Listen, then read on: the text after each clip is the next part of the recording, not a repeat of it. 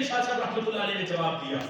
حضرت قبلہ عالم قدس سرہ نے فرمایا بے شک مولا علی کا علم شمع روحانیت محمدی صلی اللہ علیہ وسلم سے مقتبس ہے اور نبی صلی اللہ علیہ وسلم کا علم الوہیت سے، لیکن اس بات سے خلافت اولا کا انکار ثابت نہیں ہوتا.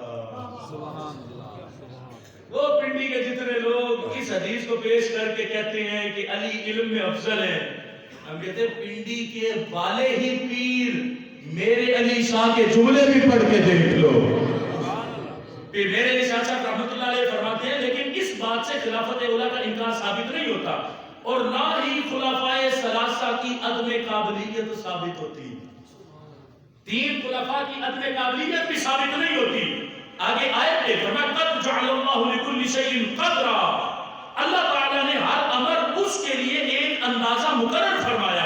انتظامی سیاست کے امور اور تدابیر حرب میں حضرات شیخین ید طولہ رکھتے تھے. جو کچھ انہوں نے کیا وہ بلحاظ انتفاع اسلام و مسلمین قابل تعریف و تحسین ہے. غور کرنا چاہیے کہ شیخین نے اپنی وفات کے وقت خلافت کو اپنی اولاد کے سپرد نہیں کیا اور نہ کسی کو ان کی بیعت کا امر فرمایا، باوجود یہ کہ ان کی اولاد میں اکابر صحابہ میں سے تھے. بیت المال و غنائم کے خرچ کرنے میں بھی ہرگز متہم نہیں ہوئے. اپنی معاش دوسروں کی طرح رکھتے تھے، سادہ کپڑے پہنتے اور رؤسائے عجم کی طرح کا لباس کبھی ان کا معمول نہ ہوا. بس ایمان صحیح ان کے اتہام پر فتویٰ نہیں دیتا. اب کہا خلافت مرتدوی کا سب سے آخر میں ہونا موجب تکثیر شان نہیں ہے. یعنی جس طرح کے وہ دو لوگ آنے والے مانتے کہ اگر ہم حضرت علی کو بعد میں مانے یہ تو علی کی شان کم ہو گئی، تو پھر تو علی کی کوئی شان ہی نہ رہی. تو پھر میرے علی شاہ صاحب رحمۃ اللہ علیہ نے کہا رافضیو ہوش کرو، مولا علی کا چوتھے نمبر پہ آنا یہ ان کی شان گھٹاتا نہیں، یہی تو ان کی شان بڑھاتا ہے کہ اللہ اور اس کے رسول نے علی کو چوتھا نمبر عطا فرما دیا ہے. یہ ہے آپ کے جملے کا معنی جو پیر میرے علی شاہ صاحب رحمۃ اللہ تعالیٰ علیہ نے پیچھے وضاحت کر کے آگے یہ جملہ کس کے لیے بولا؟ روافض کے لیے بولا. فرمایا تم سمجھتے ہو کہ چوتھے نمبر پر آنے سے مولا علی کی شان میں کمی ہو گئی؟ فرمایا کم نہیں ہوئی. کیسے کم ہوتی؟ علی علی ہے، علی علی ہے. کیسے شان حضرت علی کی کم ہو جائے وہ چوتھے نمبر پر آئے؟ شان میں کمی نہیں، کہا یہی تو شان میں افضل ہے، یہی تو شان بڑی ہے کہ حضرت علی نے جو کچھ اللہ اور اس کے رسول نے عطا فرمایا وہ نمبر چوتھا تھا. حضرت علی نے دل و جان سے اس کو قبول فرمایا. اس کے ساتھ یہ فتاوی مہریہ کے صفحہ نمبر 3 پر جو پیر سیدنا میرے علی شاہ صاحب رحمۃ اللہ تعالی علیہ اپنے عقیدے کو بیان کیا، وہ عقیدہ کیا ہے؟ کسی اور کی نہ مانو، پیر میرے علی شاہ کی مان جاؤ. پیر میرے علی شاہ صاحب رحمۃ اللہ علیہ کی مان جاؤ. پیر میرے علی شاہ صاحب رحمۃ اللہ تعالی علیہ فرماتے ہیں وَأَنَّ خِلَافَةَ الْخُلَفَاءِ الْأَرْبَعَةِ عَلَى التَّرْتِيبِ الَّذِي بَقَعَ حَقٌّ فَهَذِهِ عَقِيدَتِي عَلَى سَبِيلِ الْإِجْمَالِ وَكَفَى بِاللَّهِ شَهِيدًا. حضرت پیر میرے علی شاہ صاحب رحمۃ اللہ علیہ فرماتے ہیں کہ خلفائے اربعہ کی خلافت ترتیب واقعی کے مطابق حق ہے. خلفائے اربعہ کی خلافت ترتیب واقعی کے مطابق حق ہے. کیا حق ہے اور کیا ترتیب خلافت ہے؟ حضرت میرے علی شاہ کہتے ہیں پہلا نمبر ابو بکر کا ہے، دوسرا عمر کا ہے، تیسرا عثمان کا ہے اور میرے علی شاہ کہتے ہیں چوتھا نمبر حضرت مولا علی کا ہے. یہ حضرت میرے علی شاہ صاحب رحمۃ اللہ علیہ جملے بول رہے ہیں، یہ ان کے جملے. حضرت پیر سیدنا میرے علی شاہ آپ نے اپنا فتاوی مہریہ شروع کرنے سے پہلے آپ نے جو اپنے عقیدے کے متعلق بیان کیا یہ حضرت میرے علی شاہ صاحب رحمۃ اللہ علیہ نے اپنا عقیدہ بیان کیا. فرمایا بس میرا اجمالی طور پر یہ عقیدہ ہے اور اس پر اللہ تعالی گواہ کافی ہے. فرمایا میں اپنے اس عقیدے پر گواہ بھی اپنے رب کو بنا رہا ہوں، اپنے رب کو اپنے اس عقیدے پر گواہ بنا رہا ہوں. اور دوسری طرف دیکھو اپنا عقیدہ آج شیروں سے بگاڑنے کی کوشش کی جا رہی ہے. ایک اور شخص اہل سنت کا وہ کیا کہتا ہے؟ شعر پڑھتا ہے. اس کا مفہوم شعر کا کچھ یوں ہے، جو سننا چاہے وہ نیٹ پہ جا کے سن سکتا. اس کا مفہوم یہ ہے کہ دے کر ہجرت کی رات بستر، محبوب نے کر دیا تھا فیصلہ کہ کون ہے افضل، کون ہے اعلیٰ. دے کر ہجرت کی رات محبوب نے بستر کر دیا تھا فیصلہ. آگے کہتا ہے کہ عقل کا اندھا آج بھی ترتیب کے چکر میں. یہ ہے جملہ، عقل کا اندھا آج بھی ترتیب کے چکر میں ہے. یہ بات کی گئی اور اس سے اپنا عقیدہ ثابت کرنے کی کوشش کی گئی. لیکن میں اس پر بھی اختصار کرتے ہوئے کچھ بات پیش کرنا چاہتا ہوں. یہ تفسیر کبیر، امام رازی رحمۃ اللہ تعالی علیہ کی تفسیر کبیر، حضرت صدیق اکبر کی شان پر ویسے تو کئی آیات ہیں نا، لیکن الا تنصروه فقد نصره الله اذ اخرجه الذين كفروا ثاني اثنين اذ هما في الغار اذ يقول لصاحبه لا تحزن ان الله معنا فانزل الله سكينته عليه. اس آیت کے تحت امام رازی کیا فرماتے ہیں؟ یہ امام رازی رحمۃ اللہ علیہ کی تفسیر کبیر جلد نمبر 8 صفحہ نمبر 278 پر امام رازی رحمۃ اللہ علیہ نے یہی بات لکھی. کہا یہ جو بستر والا مسئلہ ہے نا، یہ سب سے پہلے اعتراض کیا تھا روافض نے. کہا یہ اعتراض ہے روافض کا. روافض کہتے ہیں، روافض وہ کہتے ہیں کہ یہ حضرت علی رضی اللہ تعالی عنہ کو بستر دینا، یہ حضرت علی کی افضلیت پر دلالت کرتا. امام رازی رحمۃ اللہ علیہ نے کہا یہ روافض کہتے ہیں کہ حضرت مولا علی رضی اللہ تعالی عنہ کو بستر دینا، یہ حضرت مولا علی رضی اللہ تعالی عنہ کی فضیلت ہے.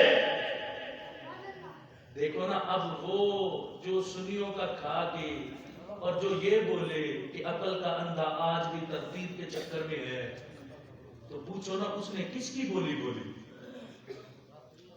رافضیوں کی بولی بولی.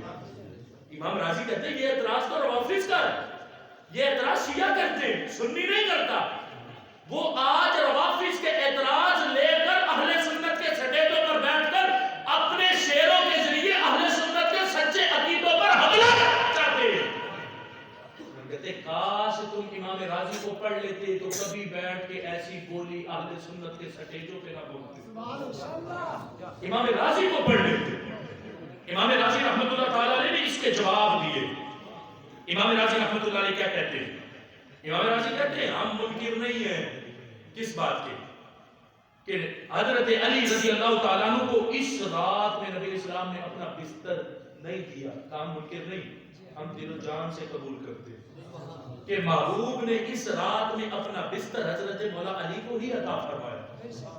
حضرت مولا علی ہی محبوب کے بستر پر آرام فرماتے. کہا ہم منکر نہیں، ہم دل و جان سے مانتے.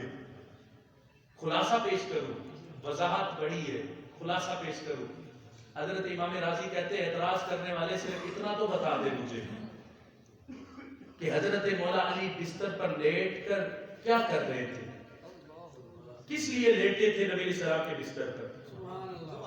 ہر شخص جانتا کہ امانتوں کی حفاظت تھی، صبح امانتیں پہنچانی تھی اور پھر ہجرت کر کے مدینے آ جانا تھا. امام راضی کہتے ہیں کچھ تو انصاف کرو، یہ بتاؤ امانتوں کی حفاظت کرنا زیادی شان ہے یا خود آمینہ کے لال کی حفاظت کرنا زیادی شان ہے؟ یہ خلاصہ امام راضی کے کلام کا. امام راضی کہتے ہیں کچھ تو انصاف کرو. بستر پر لیٹنا تم فیصلہ کرتے ہو حضرت علی افضل ہے، تو کہا اس ابو بکر کے بارے میں تم کچھ نہیں سوچتے جو کبھی آگے دوڑے، کبھی پیچھے دوڑے، کبھی دائیں دوڑے، کبھی بائیں دوڑے. آخر ان کی دوڑ پر محبوب پوچھے ابو بکر کیوں دوڑ رہے ہو، کبھی آگے کبھی پیچھے، کبھی دائیں کبھی بائیں. خلاصہ کلام یہ ہے ابو بکر عرض کرے یا رسول اللہ دشمن آپ پر حملہ کرنا چاہتا ہے اور چاروں طرف سے حملہ آور ہونا چاہتا ہے، میں دوڑ کے آگے آتا ہوں، کبھی پیچھے کبھی دائیں کبھی بائیں. میں کہتا ہوں دشمن چاروں طرف سے بھی اگر حملہ کرے تو اے محبوب آگے سینہ ابو بکر کا ہونا چاہیے. امام راضی اگلا جواب دیتے ہیں. امام راضی رحمۃ اللہ علیہ کہتے ہیں یہ بتاؤ مشکل کس کی زیادہ تھی؟ مشکل کس کی زیادہ تھی؟ امام راضی کہتے ہیں بستر دینے سے تم یہ فیصلہ کرتے ہو کہ حضرت علی افضل، کہتے ہیں مشکل کس کی زیادہ تھی یہ تو بتاؤ۔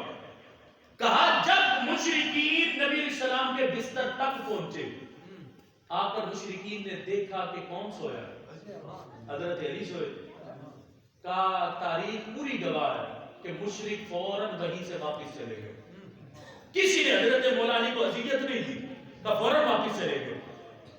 کہا کتنے لمحے کے لیے نبی علیہ السلام کے بستر پر مولا علی لیٹے تھے، وہ باہر معاشرہ کر کے کھڑے تھے اور فوراً پہنچے، انہوں نے جب دیکھا حضرت علی ہے تو فوراً مشرک واپس چلے گئے۔ حضرت علی پر اگر پریشانی آئی بھی تھی تو ساری ختم ہو گئی۔ کتنے لمحوں کے لیے آئی تھی؟ چند لمحوں کے لیے۔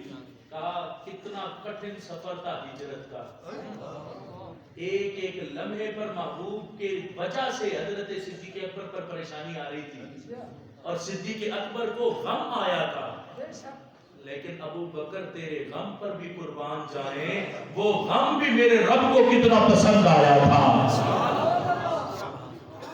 یعنی یہ پریشانی پر جو غم آیا وہ غم بھی رب کو کتنا پسند آیا کہ جو تسلی کے جملے محبوب نے فرمائے، اللہ نے بشکل آیت وہ جملے محبوب کے سینے پر نازل فرمائے، رَإِذْ يَقُولُ لِصَاحِبِهِ لَا تَحْزَنْ، اے محبوب اپنے یار سے کہہ دو لا تحزن،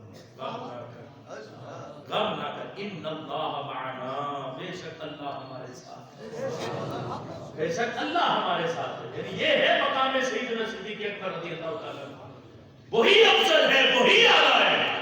کسی لحاظ سے بھی کوئی بک بک کرے، ہم کسی کی بدبختیوں کو اپنے دامن میں نہیں آنے دیں گے۔ ہمارے بزرگان دین نے یہی فیصلہ کر دیا کہ ابو بکر کا ہی پہلا نمبر ہے، ہر لحاظ سے ابو بکر کا پہلا نمبر، ہر لحاظ سے، علم ہو، جہاد ہو، وہ دین کے امور کو چلانے کا معاملہ ہو، ہر لحاظ سے حضرت صدیق اکبر کو اللہ اور اس کے رسول نے پہلا نمبر۔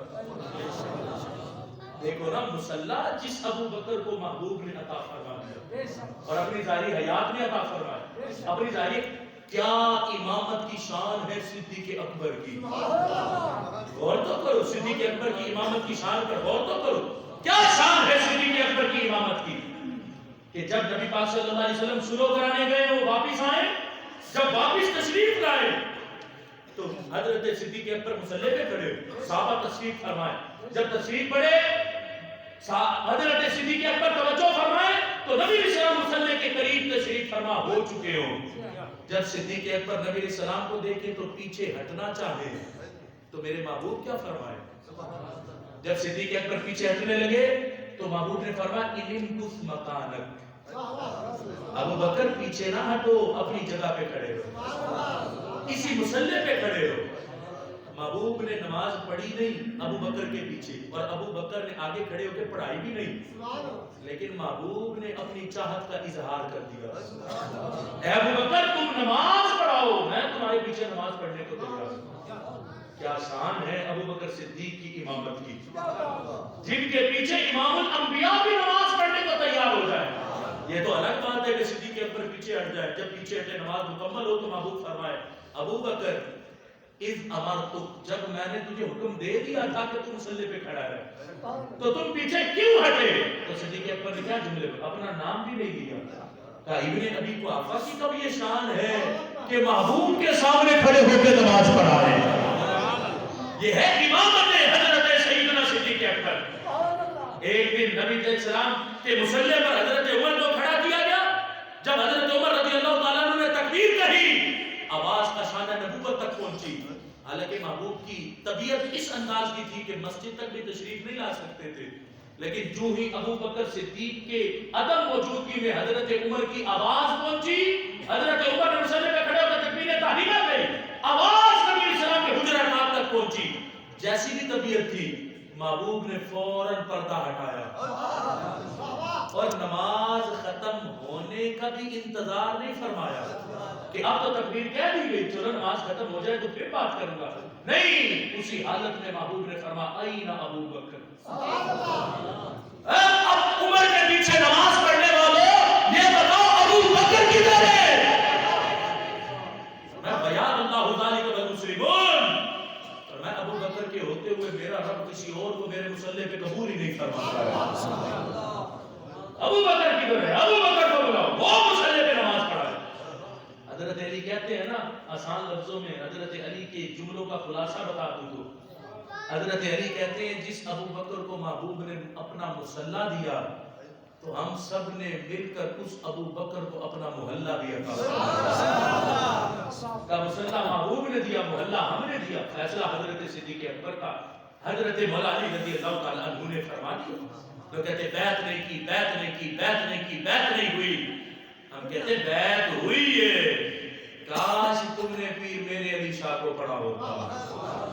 یہ تصفیہ ما بین سنی و شیعہ، اس کے اندر پیر سیدنا میرے علی شاہ صاحب رحمۃ اللہ تعالیٰ علیہ آپ نے لکھا، فرمایا حضرت صدیق اکبر اور حضرت علی المرتضیٰ رضی اللہ تعالیٰ عنہ کے درمیان مکالمہ ہوا، بات ہوئی کہ حضرت علی رضی اللہ تعالیٰ عنہ نے اپنے دل کی ساری بات کہی۔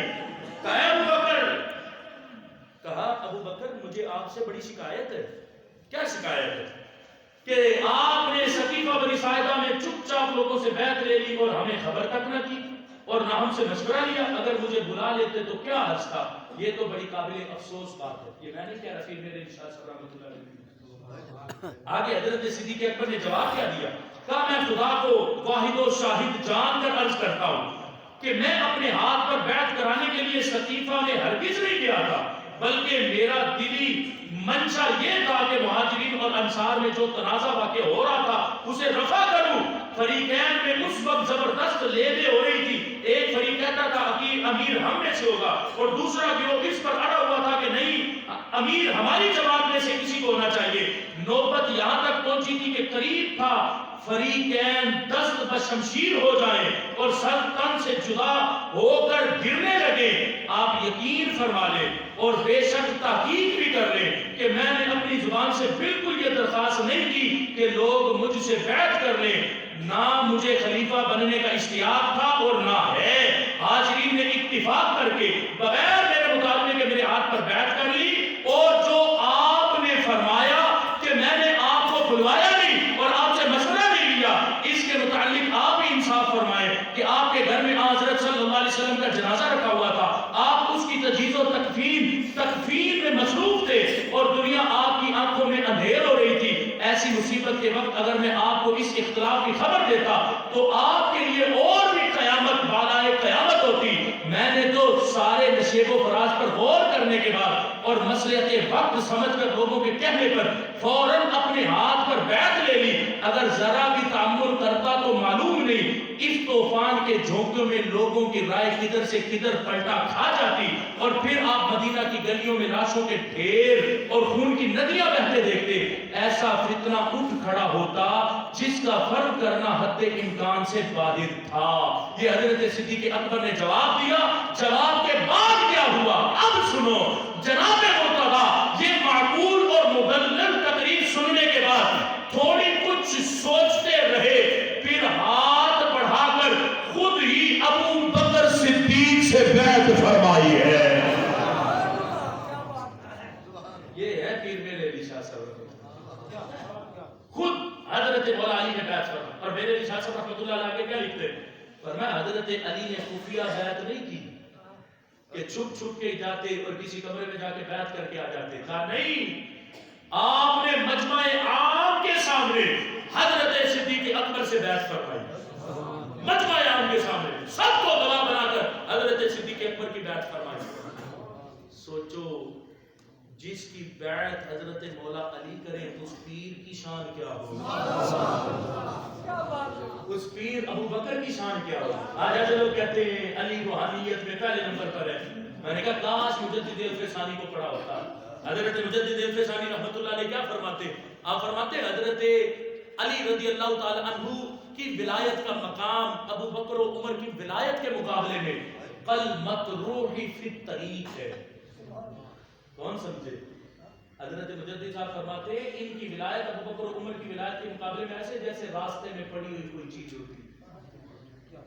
یہ مولا علی کی ولایت ہے تو سوچو ابو بکر و عمر کی ولایت کی شان کیا ہوگی۔ فیصلے تو ہمارے اکابرین نے سارے کر دیے، کوئی روحانی سیاسی نہیں، کوئی روحانی سیاسی نہیں، یہ چند لوگوں کی گھڑی ہوئی اختراعیں ہیں، سب بدبختیاں ہیں، خود سے باطن ہیں۔ سب ان کی لانت